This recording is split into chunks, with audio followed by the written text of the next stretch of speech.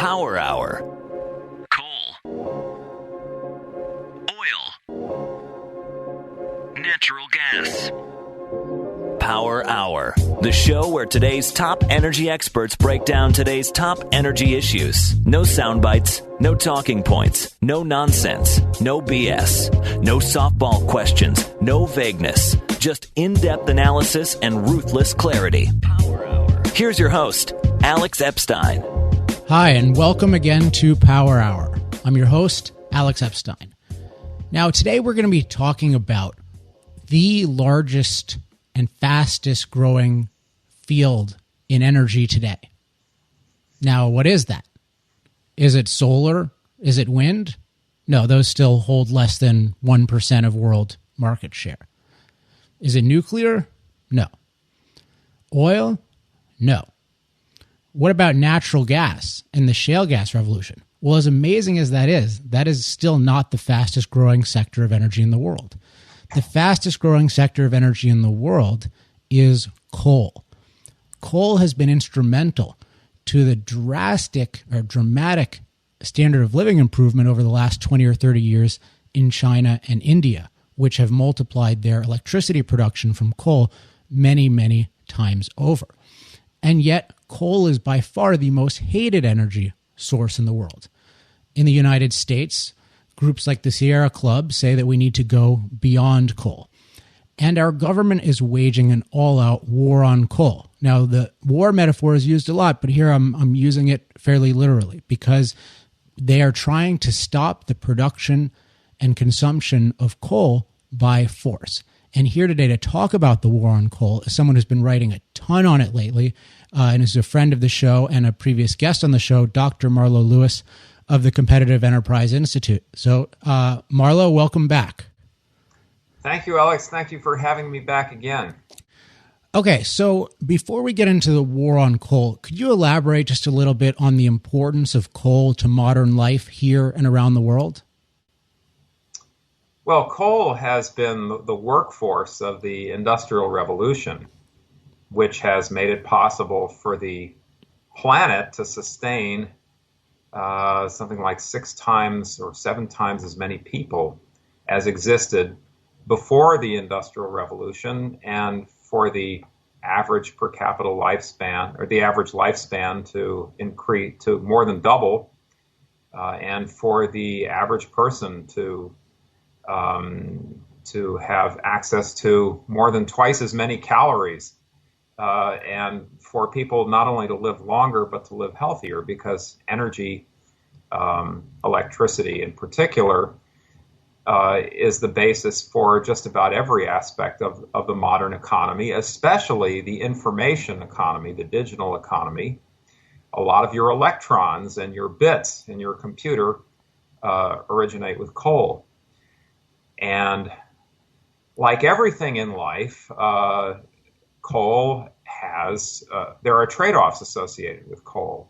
One of them is pollution, but pollution has been reduced dramatically over the last 40 years, especially in the United States and other modern countries. And as coal production and consumption have increased, air pollution, especially air pollution from coal, has declined. For a variety of reasons, including the one that you mentioned, the war on coal. Coal as a share of America's electricity has declined in recent years. You know, only a few years ago, coal contributed more than 50% of all our electric generation. Today, it's down to 34%. And a lot of that is simply because of the regulatory climate that we've seen established under the Obama presidency. People are just saying, hey, it's not worth building new coal plants. And so you have more coal plants retiring and none being built. And so that's why I think it was last year, for the first time, coal generation dipped down to below 40%. And today I just read it's now down to 34%. Now, coal, I think, still provides more than half of what we call baseload power in this country. But in terms of just day-to-day electric generation, It's still the largest single source, but it is no longer more than half. You mentioned the issue of bits and bytes, and I think that's particularly instructive because often when we talk about energy, there's this view that there's just a certain amount of energy that we need, and that's whatever we happen to be using currently, or often environmentalists will think it's a lot less than we use currently. And the idea of energy growth is very little on the horizon. And yet, if you look at the 1970s, you have environmentalists like Amory Lovin's Sierra Club saying, we already use too much electricity. We're using way too much electricity. And yet electricity usage more than tripled, in large part because of the power-hungry computer revolution, which literally would have been impossible without increased coal production. And unfortunately, nuclear production was dramatically slowed by the same people. But I think that's an important thing to look at because the technologies of the future are going to require more energy, including energy from coal. That's absolutely true. I remember I went to college in the 70s, early 70s, and basically you were lucky if you had a toaster oven in your dormitory room. Maybe you had a stereo system. Nobody had a television or an entertainment center. There were no video games, and nobody had cell phones to be plugged in and charged. Nobody had laptops. And so I think kids today are just surrounded with electronics, and maybe, just maybe, that means that they'll have a greater sense of reality about the importance of electricity and the fuel sources that generate electricity than did the generation of the late 60s and 1970s, which gave birth to the environmental movement. Just one thought I want to sort of put out there before we get into the specifics on the war on coal, and this is sort of to jump on to your point about pollution and how every product has byproducts. I mean, by the nature of it, you're trying to combine materials to create value, and almost inevitably there's going to be something you don't want. As we've discussed on previous episodes of Power Hour, capitalism and technology figure out better and better ways to turn those byproducts even into valuable things, to turn wealth into waste, as Pierre Desrochers talks about. But I think it's important to recognize that pollution should be viewed as a contextual issue. So let's take the advent of fire. When the first man burned a piece of wood, smoke came out and he breathed in the smoke. Now, is that pollution? Should he not have burned the wood because he was breathing in smoke? Do you say he's a pollutant? We should shut him down. We should declare war on the man who invented fire? Well, obviously not, because the whole context is his livelihood, including his environment, were immeasurably poorer without fire than with it. And coal is a form of fire. Our whole modern economy is powered by various forms of heat engines, like the steam engine, the gas turbine, etc. So when we talk about these rationales for this war on coal, we have to remember what they're talking about is stopping the fire of the modern world. And that is not something that we can just write off as insignificant and just say, oh, it's a pollutant. Because really, in almost every case, we're going to define it as a positive, not defining it as a pollutant. Yes, well, for some reason, blame it on the zeitgeist, there is this mentality that pervades a certain very vocal and influential segment of the population, which quite literally believes that cleanliness is next to godliness, or Gaia-ness, because not all of them are religious in the conventional sense. But to some people, any little bit of dirt, it seems, is morally intolerable. But wait, hippies are sort of known. A, they're known for being dirty. Right. And B, life before coal was much dirtier than life with coal. Now, at the beginning, it's a new technology. You certainly have a lot of byproduct and not expertise on how to get rid of it. But if you talk about sanitation, people having one outfit to wear per year before the textile revolution, it does not make coal. If you look at even China and India with bad pollution laws, their environments, their health is much better. In general, and if they had proper laws, which, not everything is just controlled by the state, and it doesn't care if you blow smoke in one individual's house. We have much better laws. I mean, if you had that, coal makes coal makes our environment better. Now you could say, well, it has more of a byproduct than natural gas, but still the net of using coal versus not using coal is incredibly positive. So if they care about cleanliness, they should go kiss a coal plant, to paraphrase Ayn Rand. Well, I completely agree with you. But as you know, people often just obsess on what's right before their eyes or on some image that's presented to them by a propagandist, and they don't see the big picture with all the context.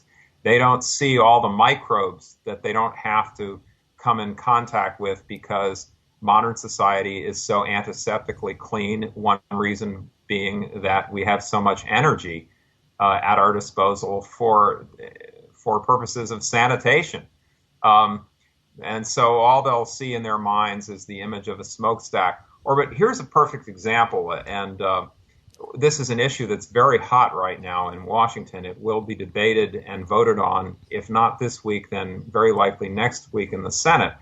The EPA has a regulation called the Mercury Air Toxics Standard Rule, or as I prefer to call it because it's more accurate, the Utility MACT Rule, Maximum Achievable Control Technology Standards for Utilities.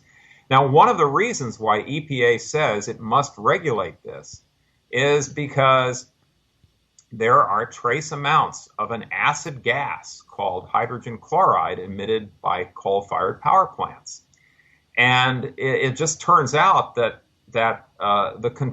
in order to get rid of every little speck of acid gas from coal-fired power plants would basically preclude any new coal-fired power plants from ever being built. That's how stringent this regulation is. It sounds like such a coincidence. Okay, yeah, it sounds like a coincidence. I mean, for example, here's what's really hilarious is that the detection limit for the monitoring systems that would have to be in place to determine whether or not the coal plant complies with this maximum achievable control technology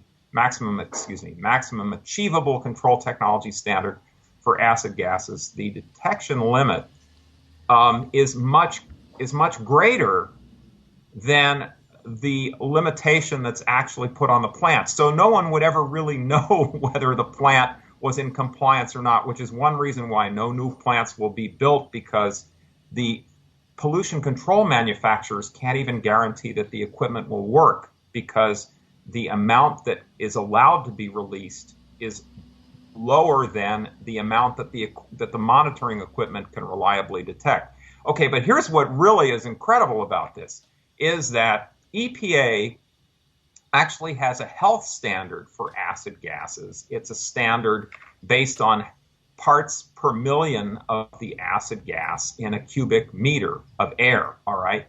And it turns out that already the emissions from a coal-fired power plant are anywhere from 20 to 200 times less concentrated per cubic meter of air than what EPA considers safe as a lifetime daily exposure.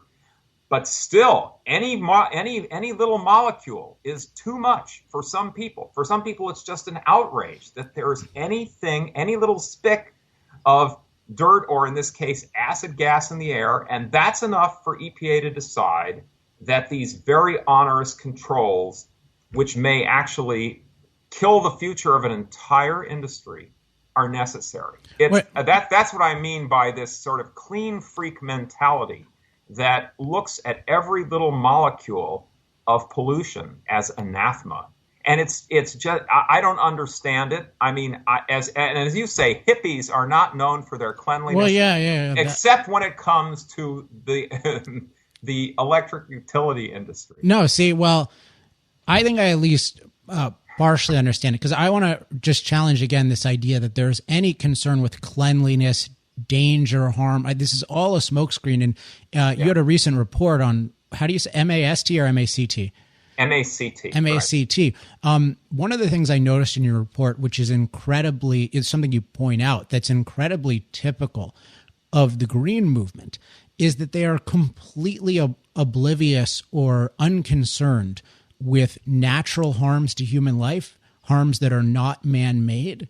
So, for instance, you point out natural mercury levels in fish. They don't care about that at all. Natural levels of radiation in Colorado, completely unconcerned. Natural changes in climate, great. Whatever changes naturally is fantastic. Even ultimately natural predators to man, they think, we should have probably more of those. Natural diseases like malaria, they're against us killing them with unnatural things like DDT.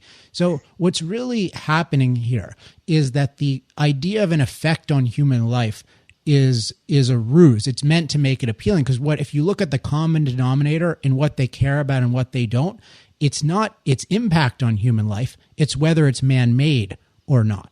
And what they oppose is many positive man-made things like coal, DDT, et cetera, and they either make up or dramatically and out of context inflate the harms of it while being perfectly at home with the harms that nature inflicts on us when it's unmolded by technology. Well, there is definitely that strain in environmentalism. The idea that somehow nature is perfect, or raw nature, nature undomesticated, untamed by man, which of course is just crazy, because it is absolutely correct that without modern forms of energy such as coal, life is brutal, nasty, and short. And in some cases, this is just the mentality of spoiled children who take for granted everything they have and assume that it would always be there, even if adults weren't allowed to go out and work and earn a living to produce it. Of course, I went to college with all kinds of people like this who condemned daddy's materialism and lived high off the hog, off of daddy's surplus, and were more than content to live a life of idle consumers while condemning the consumer society that created the wealth that made it possible for them to live a life of leisure. And I even remember in the 60s and early 70s, because we were in a boom phase of the economy, and there were all these kids in the baby boom generation who got to reinforce each other's silly ideas, thinking that work was really unnecessary. And the proof was that they didn't have to work, and they were doing just fine. But of course, mom and dad had to work to get them to that point. And if you go about attacking the capitalist system, then they'll find out that not only do they have to work, but they can't find work when they need to support themselves. Now, mentioning the idea of spoiled children, which is definitely one of their major aspects. Just demographically even. What strikes me as, two things strike me as vicious about. One is that they don't care about the future. The future of progress, and they have no concept that we should want more and better technology and more and better energy for the future, because any given one of our lives will be longer and better because of that. But they're particularly ignorant. So they say we should go beyond coal. Now, in the United States right now, we have sort of an interesting energy situation because we have a boom in shale gas, and we have extremely cheap gas, in part because our government is holding up the ability to export gas. So our gas can be 5 times cheaper than gas around the world, whereas if they allowed us to export gas, there would be more of an equilibrium. But some people take that as evidence of, oh, we can go beyond coal. Like coal is now unnecessary. Now, of course, Sierra Club is now going beyond gas. Once they collected a $26 million check from the gas industry, they no longer needed to appease them. But it strikes me as particularly vicious, these spoiled children, among other things, and worshipers of wilderness worshipers, really, that they don't pay attention to their effect on the poorer parts of the world, which have been either dramatically improved by coal or need to be dramatically improved by coal. Well, yeah, that's absolutely correct what you said. And let me address several points that you made there. One is, yes, the Sierra Club has gone from beyond coal now to beyond natural gas. And what we saw in the environmental movement was a a brief love affair with natural gas when they were willing to call it a bridge fuel what they fancied was the a beyond petroleum clean energy economy. They liked natural gas as long as the supply of natural gas in the United States looked like it was running out, and the price of natural gas was so high that it was driving U.S. manufacturing firms to relocate overseas. Okay, but then as soon as the shale revolution occurred, and all of a sudden it became clear that we had hundreds of years of natural gas in this country if we were allowed to exploit it, and that natural gas was so cheap that there was no way that their preferred renewable energies like wind and solar could ever compete. Then they decided it was time to be beyond natural gas. And of course, they also launched their regulatory and propaganda assault on hydraulic fracturing so that we couldn't use the natural gas. And now, as far as coal, the importance of coal, this is a point that I and my organization, the Competitive Enterprise Institute, has used for years, way back in the 1990s, when the Kyoto Protocol, the climate treaty that the United States thankfully never ratified, was first being debated. And the proponents of Kyoto's got the whole developing world on board, at least to ratify, by saying, look, you will be exempt from mandatory limits on fossil energy production. What we warned at the time was this is a bait and switch. And after they have created this treaty and put the international machinery, the bureaucracy, the administrative apparatus in place, they will come after you, China. They will come after you, India. And they will say, okay, it's time enough. Now you have to limit your emissions. And of course, that means you can't use coal to develop your economies. It means that your peoples, by the millions, will be condemned to energy squalor. So if you don't want that fate to happen to you a little bit down the line, the time to oppose the Kyoto Protocol is now. Don't ratify it. But you see, they were gulled into this by the promise that if the treaty went into effect, which it did, that they would get billions of dollars in foreign aid, now relabeled climate assistance from the West. And that has not materialized, but the European Union, the United Nations, the environmental movement is still campaigning for China, India, and these other developing countries to adopt binding limitations on their carbon dioxide emissions, which means that they too will have to stop using coal. And that's just a recipe for starvation on a massive scale. Fortunately, China and India are still saying no, and I expect them to continue saying no, but they have put themselves in a rhetorical box, or rhetorical bind, because they have ratified this treaty, the premise of which climate change is this great earth-shaking catastrophe which must be solved through mandatory emission reductions. And it would have been much better if China and India had said no, not only to emission limits, but to the treaty that only works according to the premises of the treaty if all countries are carbon constrained, if every country's access to affordable coal-based power is cut off. Getting back to the idea of the war on coal more broadly, we talked about one piece of legislation. What are other things that are happening on the American scene with the EPA and other agencies to oppose coal production or other aspects of the coal industry? Well, one of the biggest ones is a regulation that was proposed, I believe, in April, and the comment period, the public comment period, ends this month. I definitely will submit a comment. It's called the New Source Performance Standards for Greenhouse Gases from Electric Generating Units. And this is one of the craziest regulations I've ever seen, because what EPA has done has said, okay, all all fossil fueled power plants must meet a carbon dioxide performance standard, which is that it can emit no more than 1,000 pounds of carbon dioxide per million BTUs of energy. And it just so happens that only natural gas combined cycle fossil fuel power plants can meet this standard. So that means that coal-fired power plants, no new coal-fired power plants can be built.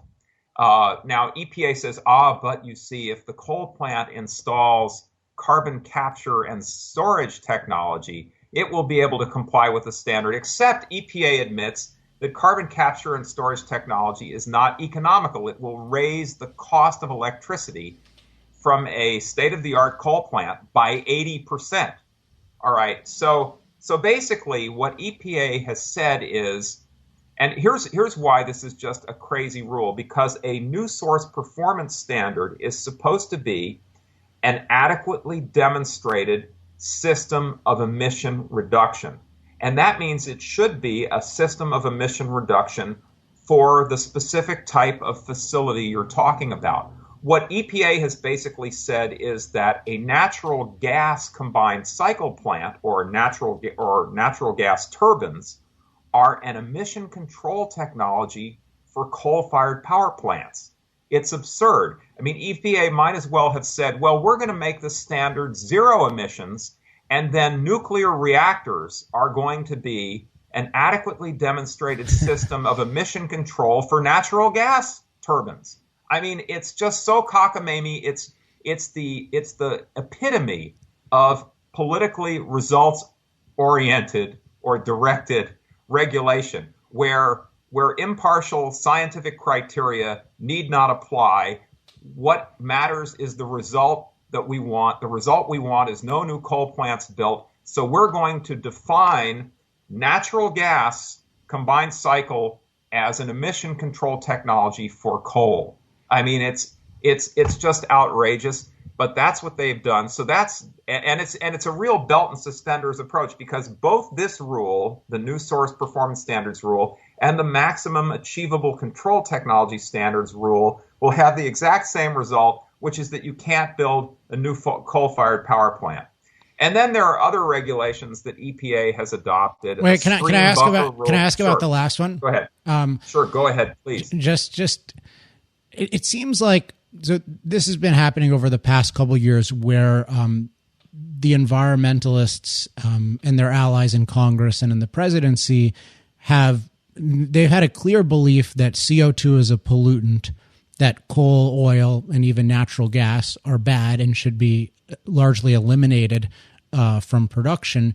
And because they couldn't pass that legislatively, all of these regulatory things have been different workarounds. And what'll happen is, even as corrupt as the generic EPA system is, which I think is completely wrong, and we should abolish it and have a property rights-based system based on science, they'll even manipulate that. But it's kind of like the healthcare thing, in that because there's a widespread agreement on the premise, not enough widespread to pass a bill, but still widespread, that CO2 is a pollutant, especially that coal is a fundamentally polluting technology. That's what seems to make them be able to get away with it. Because if they did something if there wasn't this view, I don't think they could get away, even have a chance. There wouldn't be a public comment period. It just wouldn't even be proposed. But because they have a kind of moral high ground for many people, it seems like that's what's allowing them to get away with it. I wonder what you think of that. Yeah. Again, Alex, you're spot on. I mean, you've really touched on one of my favorite issues here, which is that the EPA under the Obama administration, more than ever before, I'm not saying they never did it before, but more so than ever, is attempting to achieve through regulation what some people call the back door of regulation, what the Obama administration stunningly failed to achieve through the front door of legislation. And what the EPA is doing really is legislating policy. It is usurping power that the Constitution vested in Congress. And Barack Obama he's been pretty upfront at various times, not always, about what's going on here. He said when he was campaigning as a presidential candidate in 2008, July 2008, he said this in an interview with the San Francisco Chronicle, and the YouTube videos are all over the place. I mean, anybody can find this. He said that under his plan for a cap and trade program, your electricity rates would, quote, necessarily skyrocket. And he said people could build new coal-fired power plants if they wanted to, only it would, quote, bankrupt them, unquote. All right, so then they thought they were riding high through 2009. You had the Waxman-Markey bill, which passed narrowly in the House in June of 2009. And then all of a sudden, it became politically radioactive. And in November 2010, almost 30 House members who voted for the Waxman-Markey cap and trade bill got sent pink slips by their constituents, okay? And so then the next day, the day after the election, President Obama had a press conference, and he was asked, well, what about cap and trade? Because it was clear that the public had turned against it. That's why the Senate, all through 2010, didn't even dare bring it to a vote. And during that, by I think it was August of 2010, Senate Majority Leader Harry Reid said, it is no longer in my vocabulary. It, referring to cap and trade. He wouldn't even, it became the policy that dare not speak its name, okay?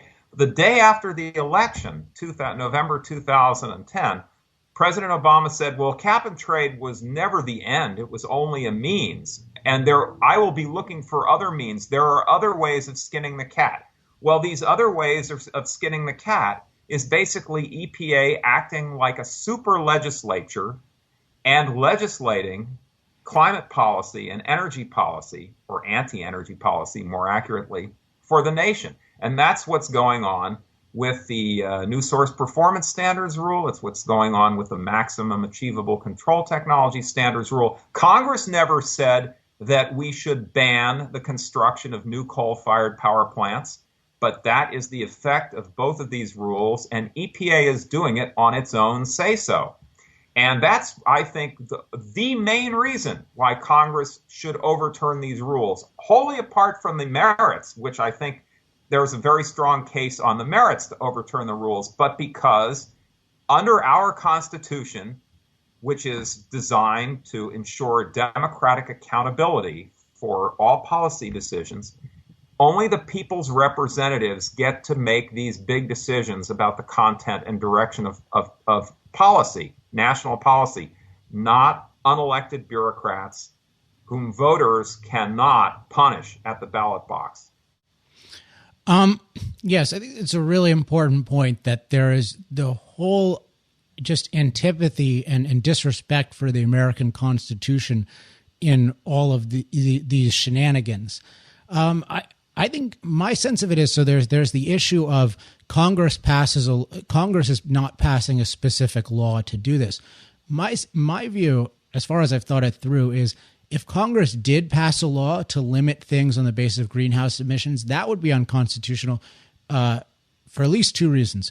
One is that there is the idea is that they're saying the basis of this is that CO2 emissions are, incredibly destructive to human life, that in particular that coal is.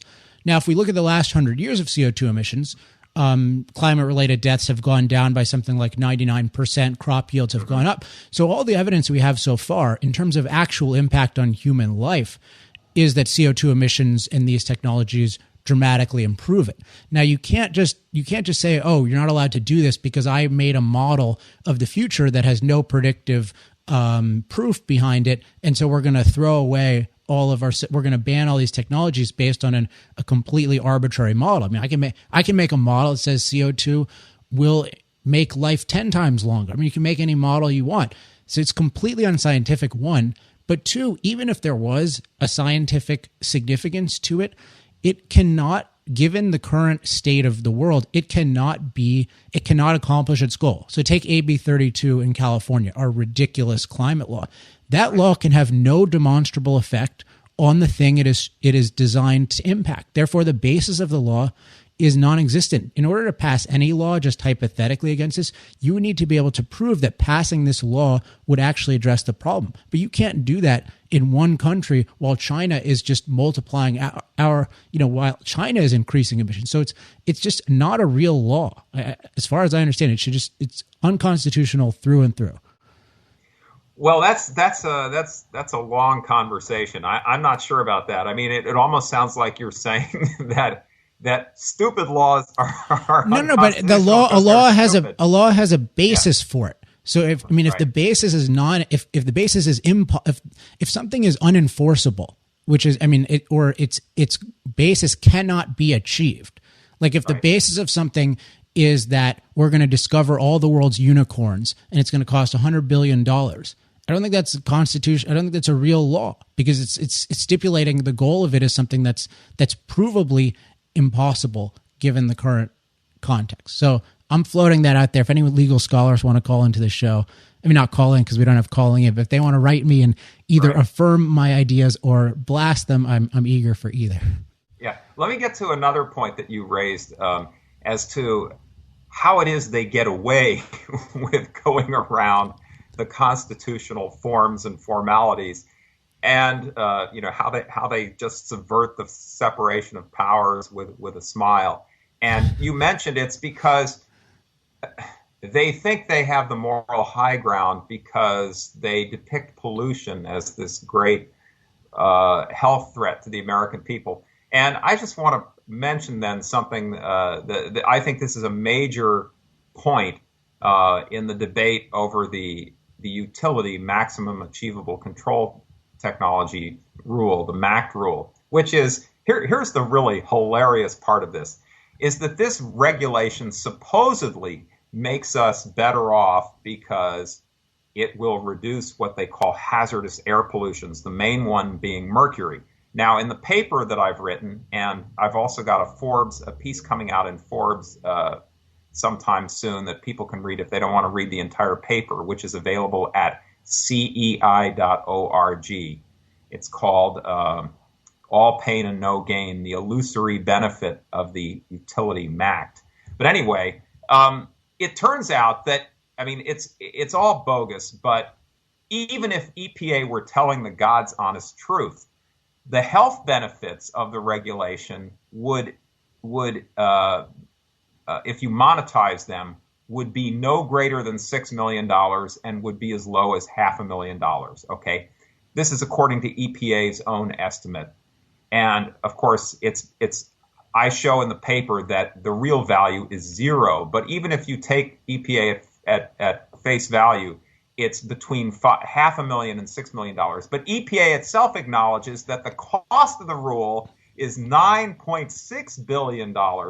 So the costs outweigh the benefits by at least 1,600 to 1 and as much as 19,200 to 1, according to EPA's own numbers. Now, how does EPA then, with a straight face, say, this rule is reasonable? Congress should not try to overturn it. Well, EPA claims that the rule will incidentally or coincidentally reduce emissions of a non-hazardous air pollutant, particulate matter, and that the coincidental reductions in particulate matter will have the effect of averting anywhere from 4,200 to 11,000 premature deaths a year, which EPA then says translates into a benefit to the economy of somewhere between $33 billion and $89 billion. Okay, now there's this wonderful lady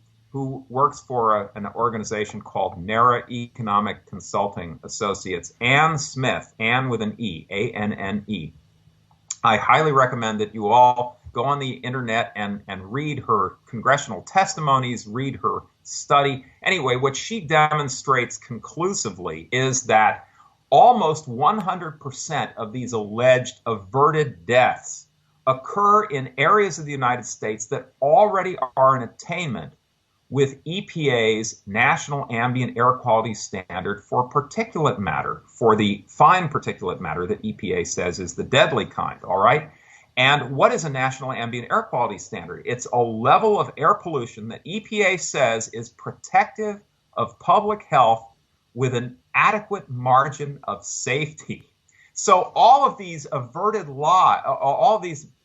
premature deaths are make-believe.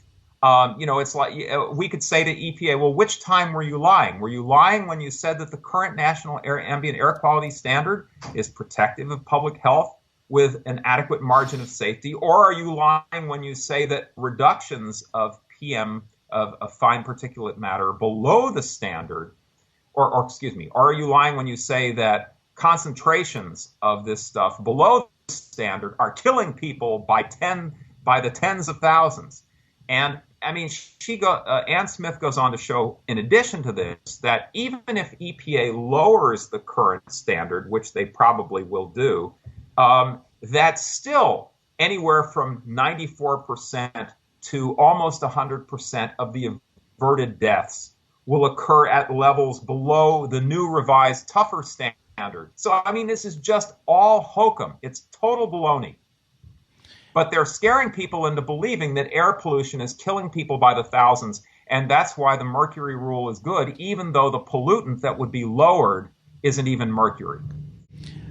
I wonder, or I very much suspect that all of these numbers are BS. I mean, certainly, I mean, there's a whole show to be had, or many shows to be had on what is wrong with the whole idea of this one regulatory entity making these utilitarian calculations for, for human beings, let alone balancing human beings and snails, which is, their official mandate, and versus a property rights approach. But even it's just, they seem to have no real appreciation for the positive value of energy and the positive value of progress. Because if you want to talk about averted deaths, if we think about it seriously, if we banned coal in this country, how much would that slow every industry, from the pharmaceutical industry, manufacturing? It's all of industry is interrelated. And just to make a kind of Hayekian point, we don't know what the future holds. All we know is that the more free we are, the more energy we can produce, the cheaper it is, the faster progress will be. So there's all of these unknown benefits that have already been suppressed because of our horrible anti-energy policies, and then future anti-energy policies here, let alone around the world, will do much more. So this idea, I mean, imagine the 1970s, they're making this rule about let's keep electricity supply fixed or lower, and they make this calculation. Do you think that calculation included Steve Jobs? Do you think it included modern biotechnology with all the role of computers in that? Did it include all modern server tech? It included none of those things, because these guys do not believe in the human mind and progress. And in fact, they think anything the human mind touches is thereby corrupted, which is again why they regard anything man-made as pollution and anything nature-made as wonderful. Yeah, those are all perfectly good points, and it reminds me of a prank that some of my younger colleagues pulled a few years ago. They went to a rally, an environmental rally of some sort in Washington D.C., and they called themselves. They got T-shirts and everything, describing themselves as progressives against progress, and they went around with petitions asking people to join Progressives Against Progress, and lo and behold, they got quite a few signatures. It's all of these claims about deaths from air pollution and so on. They're all based on these statistical studies. In other words, they're not based on clinical trials where you have double-blind experiments, where the subjects don't know whether they're getting the clean air or the polluted air, and the researchers don't know whether they're administering air with pollution or air without. I mean, it's all based on these weak statistical correlations, and EPA relies almost entirely on two studies, one called the Harvard 6 Cities study, and the other one, the American Cancer Society study, which which have these weird results. Like in the American Cancer Society study, it turned out that fine particulate matter was correlated with an increased risk of death for men, but not women.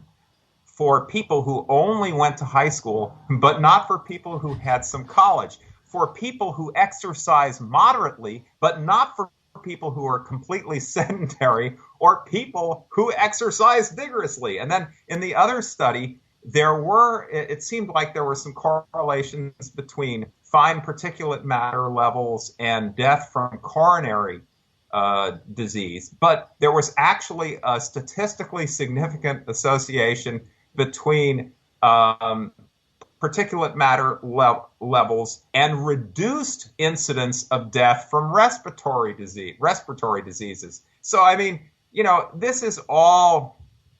I mean, if you, as the old saying goes, if you torture the data long enough, it will confess, and it will give you the correlations that you want in order to have a pretext for killing coal.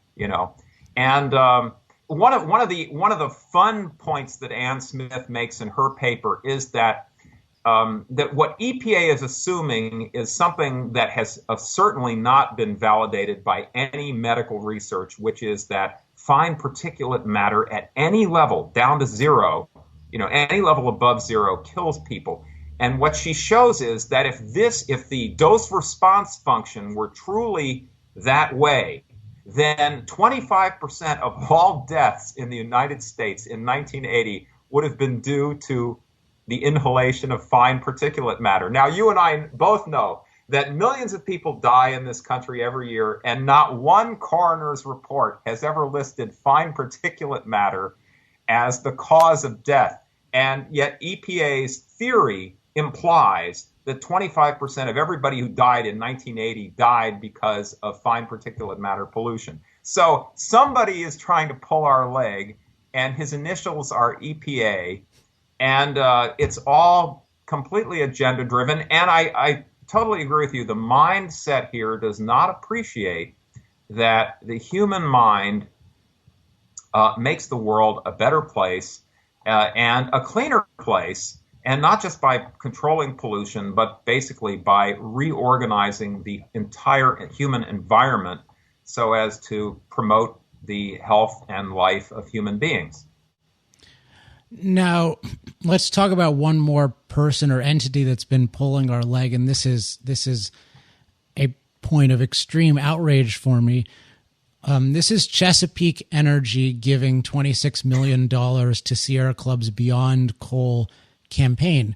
And not only that, I don't know, did you see the interview with Aubrey McClendon the other day where he justified this?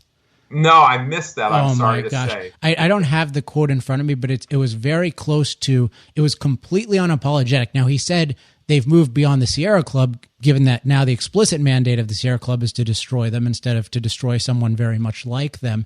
Right. But he just said, of course I did that. They're our competitor. Of course I want to destroy them with the government. I mean... Yeah. So if I'm interested in a woman and someone else did, and I off him, or I get the Sierra Club to smear his reputation, my justification, well, he's a competitor. I mean, this is just beyond the pale, and as you mentioned before, just so short-sighted that they think that they're not a whole organization that says CO2 emissions are evil, ultimately man-made power, any practical form of it that doesn't produce Don Quixote caliber energy is bad. All of this stuff it's just so short-sighted, and just we're at what Rob Bradley calls political capitalism. We're at a stage where the head of even a very productive company that's part of a revolution believes in competition by destruction. I know it's so far from any decent person's sense of fair play that it's almost hard to describe. And I mean that really is. I mean, the anti-capitalists claim that capitalism is an amoral system at best, but really it's not. It really depends on the rules of fair play. It's about competition, And as we all know, if if the race is fixed, or the fight is fixed, or if you handicap, you drug your opponent, you haven't won the race. You have cheated.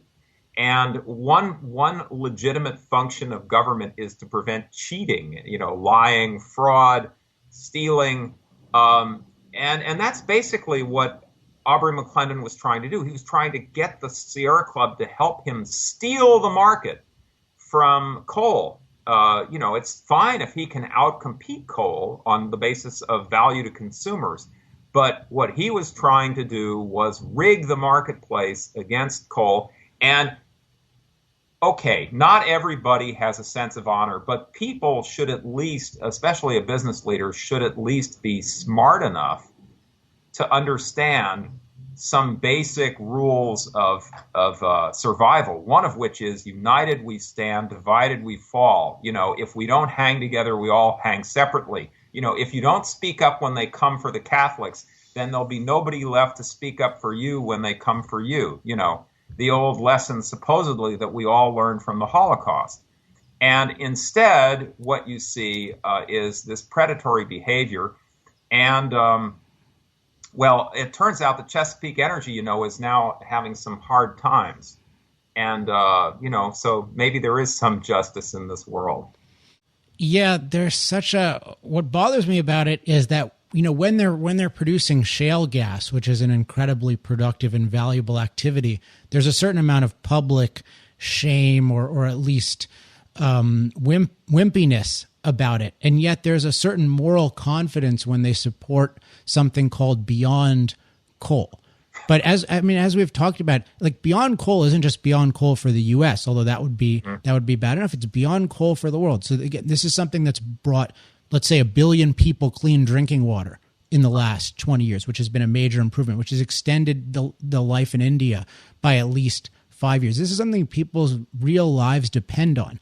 And so to any companies out there who are thinking about this, thinking about doing anything like this or doing anything like this, join the forces of capitalism, both because it's moral to have a free market at home where you compete on the merits and we get as much productivity as possible, and because when you oppose that, you're opposing individual human lives here and around the world. So if you think you're doing a good thing, you're not. And if you want to do a good thing, promote freedom for coal and every other productive form of energy, because we need a lot more energy, not a lot less. And we're not going to get it from, I think as Robert Bryce put it, it's like sails and sunbeams. Right. And as Bryce once also said, electric cars are the next big thing and always will be. Well, they might actually be someday if we're actually allowed to produce electricity at low rates, but not from.